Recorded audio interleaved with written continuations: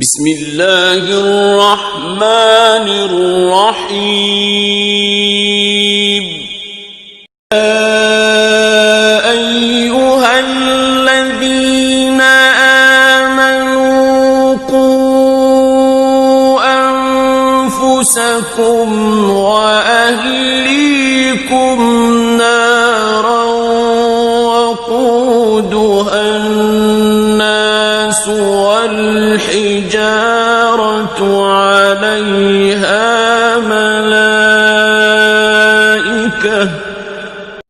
عليها ملائكة غلاظ شداد لا يعصون الله ما أمرهم ويفعلون ما يؤمرون. اعوذ باللہ من الشیطان اللعین الرجیم. بسم اللہ الرحمن الرحیم. الحمد لأہلہ والصلاة علی اہلہا. اما بعد. قال مولانا امیر المؤمنین علی بن ابی طالب صلوات اللہ وسلامہ علیہ: وتخاطر بشیء رجاء اکثر منہ وإیاک ان تجمح بک مطیۃ اللجاج. احمل نفسك من أخيك عند صرمه على الصلة وعند سدوده على اللطف والمقاربة وعند جموده على البذل وعند تباعده على الدنو وعند شدته على اللين وعند جرمه على العذر حتى كأنك له عبد وكأنه ذو نعمة عليك. وإياك أن تضع ذلك في غير موضعه أو أن تفعله بغير أهله. لا تتخذن عدو صديقك صديقا فتعادي صديقك. وامحض أخاك النصيحة حسنة كانت أم قبيحة وتجرع الغيظ فإني لم أرى جرعة أهل منها عاقبة ولا ألذ مغبة ولمن غالدك فإنه يوشك أن يلين لك. وخذ على عدوك بالفضل فإنه أهل الظفرين. صدق مولانا امیر المؤمنین علی بن ابی طالب. سامعین و ناظرین کرام، حسب سابق سرنامہ کلام میں مولا کائنات امیر المؤمنین علی بن ابی طالب کے مکتوبات میں سے مکتوب نمبر 31 کے چند کلمات کے تلاوت کرنے کا شرف حاصل ہوا. مولا کائنات ان کلمات کے اندر اپنے بیٹے امام حسن مجتبیٰ سے مخاطب ہو کر اپنے چاہنے والوں کو یہ پیغام پہنچانا چاہ رہا ہے: وَتُخَاطِرْ بِشَيْءٍ رَجَاءَ أَكْثَرَ مِنْ. زیادہ امید میں اپنے کو خطرے میں نہ ڈالو. وَإِيَّاكَ أَن تَجْمَحَ بِكَ مَطِيَّةُ اللَّجَاجِ. خبردار کہیں دشمنی و عناد کی سواریاں تم سے منہ زوری نہ کرنے لگے. احمل نفسک من اخیک عند صرمہ. یہاں پہ مولا کائنات اپنے بھائیوں کے ساتھ اور دوست احباب کے ساتھ، یعنی بھائیوں سے مراد یہاں پہ سکے بھائی نہ ہو، یعنی تمام مسلمان آپس میں بھائی بھائی ہے، تو اس عنوان سے اپنے بھائیوں کے ساتھ کس طرح کس رویے سے پیش آنا ہے، اس رویے کو مولا کائنات یہاں پہ بیان فرما رہے ہیں. احمل نفسک من اخیک عند صرمہ علی الصلہ. اپنے کو اپنے بھائی کے لیے اس پر عاملہ کرو کہ جب وہ دوستی توڑے تو تم اسے جوڑو. وعند سدودہ علی اللطف. اور وہ منہ پھیر لے تو تم آگے بڑھ کر لطف و مہربانی سے پیش آؤ.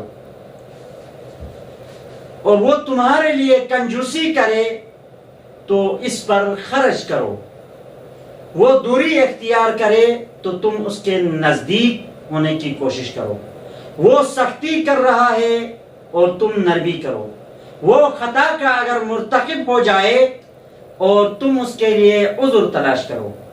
یہاں تک کہ مولا کائنات فرما رہا ہے حتی کأنک لہ عبد وکأنہ ذو نعمت علیک، یہاں تک کہ گویا تم اس کے لیے غلام اور وہ تمہارا آقا نعمت ہے۔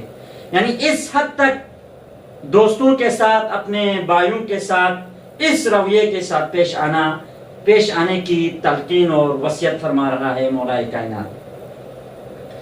مگر اتنے اہتمامات اور اتنے خوبصورت انداز سے بیان کرنے کے باوجود مولا کائنات آخر میں ایک تنبیہ کرتا ہے، ایک چیز سے بچنے کی بہت تاکید کرتا ہے، وہ یہ ہے کہ وَإِيَّاكَ أَن تَضَعَ ذَلِكَ فِي غَيْرِ مَوْضِعِهِ أَوْ أَن تَفْعَلَهُ بِغَيْرِ أَهْلِهِ، مگر مولا فرما رہے مگر خبردار یہ برتاؤ بے محل نہ ہو اور نااہل سے یہ رویہ اختیار نہ کرو۔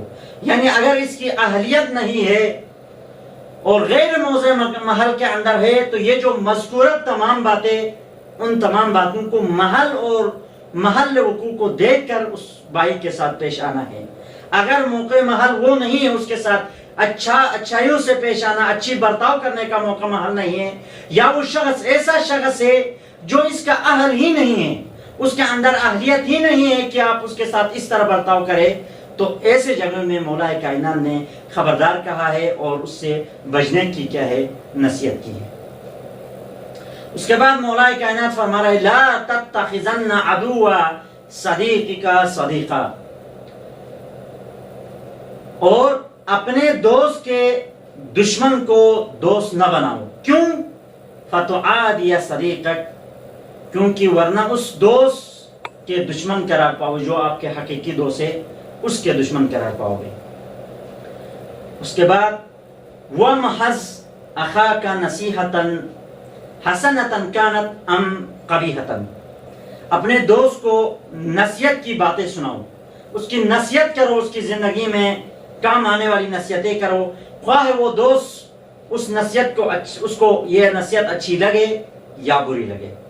یعنی اس کو نہیں دیکھنا ہے، بلکہ آپ کی ذمہ داری یہ ہے کہ آپ اس کو نصیحت کریں، اس کی زندگی اور اس کی دنیا اور آخرت کے حوالے سے جو اچھی باتیں ہیں، اچھی چیزیں ہیں، اچھے فعل ہیں، ان کی ترغیب دلاؤ، اور غصے کی کڑوی گھونٹ پیے جاؤ۔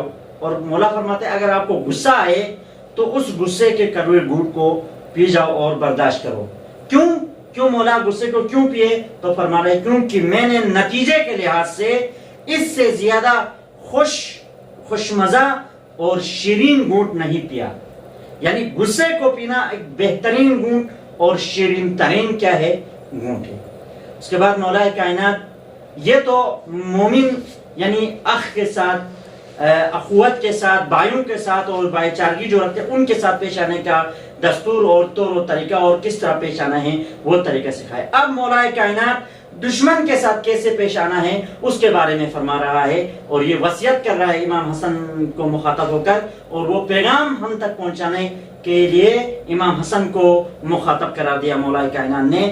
وَلِن لِمَنْ عَالَدَكَ فَإِنَّهُ يُوشِكُ أَن يَلِينَ لَكَ، جو شخص تم سے سختی کے ساتھ پیش آئے اس سے نرمی کا برتاؤ کرو۔ کیونکہ اس رویے سے وہ خود ہی نرم پڑ جائے گا۔ اگر آپ ادھر سے نرمی سے پیش آؤ گے تو وہ جتنا بھی غصے میں ہو، جتنے بھی آپ کے ساتھ عداوت اور سختی سے پیش آنا چاہتا ہے، آپ کے رویے کو دیکھ کر وہ خود بخود کیا ہے نرم ہو جائے گا۔ وَخُذْ عَلَىٰ عَدُوِّكَ بِالْفَضْلِ فَإِنَّهُ أَحْلَى الظَّفَرَيْنِ، اور دشمن پر لطف و کرم کے ذریعے سے راہ چارہ اور تدبیر مسدود کرو۔ دشمن کو نرمی کے ساتھ، مہربانی کے ساتھ، کیونکہ دو قسم کی کامیابی میں سے یہ زیادہ مزے کی کامیابی ہے، یعنی دشمن پر آپ قابو کرنے کے باوجود، اس کے اوپر آپ غلبہ حاصل کرنے کے باوجود، اس کے اوپر آپ نے کنٹرول حاصل کیا، اس کے باوجود بھی اگر آپ اس کے ساتھ لطف و کرم اور مہربانی سے پیش آنا، یہ کیا ہے کامیابیوں میں سے ایک بہترین کیا ہے کامیابی ہے۔ تو بس ہمیں بھی اپنی زندگی میں مولا کے ان کلمات کو اخذ کر کے اس کے مطابق زندگی گزارنے کی کوشش کرنی چاہیے، اور معاشرے میں اور اپنے اسرہ کے اندر اور اپنے اولاد میں اور اپنے اولاد کی تربیت بھی اس نہج پر ہو جس طرح مولا کائنات امام حسن سے مخاطب فرما کر اس طرح یعنی تربیت دے رہا ہے مولا کائنات۔ ہمیں بھی مولا کے ان کلمات کو اخذ کر کے جس طرح مولا نے کہا ہے کہ دوسروں کے ساتھ کس طرح پیش آنا ہے، دوست کے ساتھ کیسے پیش آنا ہے، دشمن کے ساتھ کیسے پیش آنا ہے، جو آپ سے سختی کر رہا ہے اس کے ساتھ کس طرح پیش آنا ہے، ان تمام باتوں کو مولا نے یہاں پر بیان کیا ہے، اسی کے تحت ہمیں بھی زندگی گزارنے کی کوشش کرنی چاہیے۔ سامعین و ناظرین کرام، موضوع گفتگو ہے تربیت اولاد۔ سابقہ نشست میں واجبات اسرہ کو بیان کر چکا ہوں۔ آج انشاءاللہ مختصراً وظائف اسرہ، یعنی وظائف اسرہ کچھ ایسے چیزیں ہیں جو اسرہ کے اوپر لازم اور ملزوم ہیں۔ مثلا جس طرح اسرہ کے اوپر لازم ہے کہ اپنے افراد عائلہ کو مکان فراہم کرنا، کھانے پینے کی اشیاء فراہم کرنا، پہننے کی اشیاء فراہم کرنا، اسی طرح کچھ اور بھی چیزیں اسرہ کے اوپر کیا ہے لازم ہیں، ان کو وظائف کہا جاتا ہے، ان کو انجام دینا اسرہ کے اوپر ضروری ہے۔ یعنی زندگی کے کچھ وظائف ان کو انجام دینے پر اسرہ معمور ہیں۔ ان وظائف میں سے سب سے پہلا وظیفہ یہ ہے کہ ماحول اور معاشرے کے لیے ایسے بچے دیں جو ماحول اور معاشرے کی حاجات کو پورا کر سکے، یعنی صرف بچے پیدا کرنا اکتفا نہ کرے، پیدا کرنے پر اکتفا نہ کرے، بلکہ معاشرہ اور اجتماع کے لیے، معاشرے کے لیے، سوسائٹی کے لیے کام آنے والے اور دین کے لیے کام آنے والے اور معاشرے کی خدمت کرنے والے اور دین مبین کی ترویج پر کام کرنے والے، کام آنے والے بچوں کو پیش کریں۔ اگر صرف بچے پیدا کرنے پر اکتفا کیا جائے تو حیوان اور انسان کے درمیان جو طبعی فرق ہے اس فرق کا ختم ہونا لازم آتا ہے۔ تو بچے یعنی صرف بچے پیدا کر کے معاشرے کو دینا کافی نہیں ہے، بلکہ بچہ پیدا کرنے کے بعد اس کی صحیح تربیت کر کے معاشرے کے کام آنے والا، معاشرے کی خدمت کرنے والا ایک بچے کو کیا ہے پیش کیا جائے۔ یہ اسرہ کے وظائف میں سے ایک وظیفہ ہے۔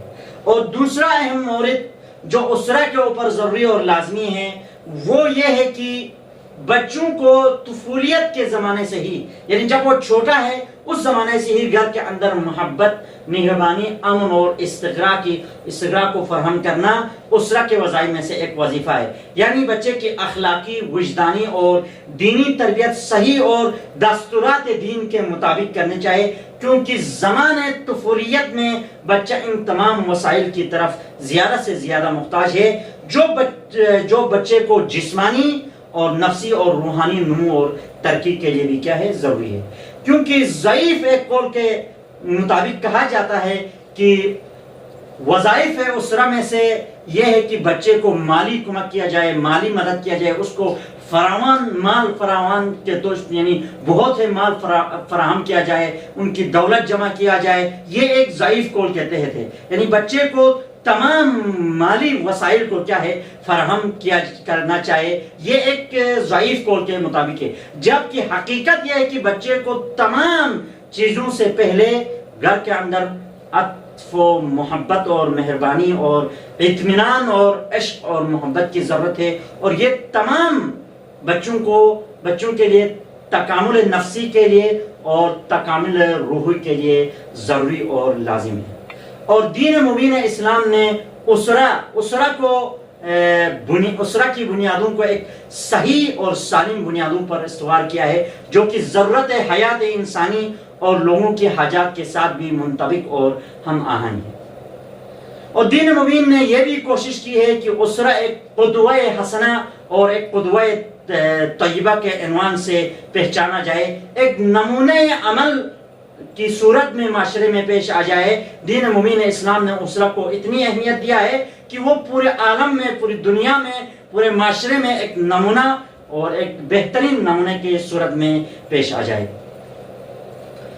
اور ہدایت کی طرف رہنمائی کرنے والے تمام وسائل کو دین مبین اسلام نے اسرہ کے لیے فراہم کیا ہے، جیسا کہ بہت ساری آیات الہی بھی اس بات کی طرح اشارہ کرتی ہے۔